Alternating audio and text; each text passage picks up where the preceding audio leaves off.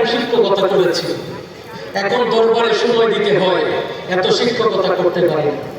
একদিন আমার ছাত্র আমাকে জিজ্ঞেস করলেন, স্যার শুনলাম আপনার দরবারে নাকি অনেক ছাত্র, আপনার দরবারে নাকি অনেক মুরিদ আল্লাহকে পাইছে, আমরা কেন আল্লাহকে পাই না?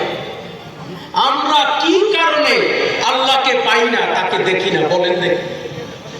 আমি বললাম, আপনার আর তার মধ্যে পার্থক্য আছে। তিনি বললেন, স্যার কি পার্থক্য?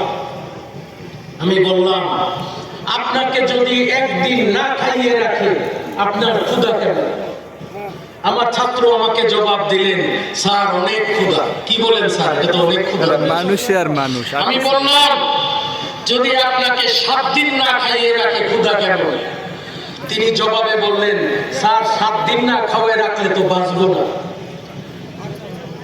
আমি বললাম, না আল্লাহ যদি বাঁচিয়ে রাখে? বললো, স্যার শুধু খাইতে চাই, আর কিছু চাই না। আমি বললাম, এইবার যদি 1 মাস না খাইয়ে রাখে আপনার ক্ষুধা কেমন? বললো, স্যার যা দিবেন তাই খাবো, গাছের পাতা দিলে তাই খাবো, যদি গু খাইতে বলেন তাই খাবো, শুধু একটু খাইতে চাই, এমন ক্ষুধা আমার হবে। আমি বললাম, যেই দিন আপনি 1 মাস ক্ষুধার্ত ব্যক্তির মতো নিজের মালিককে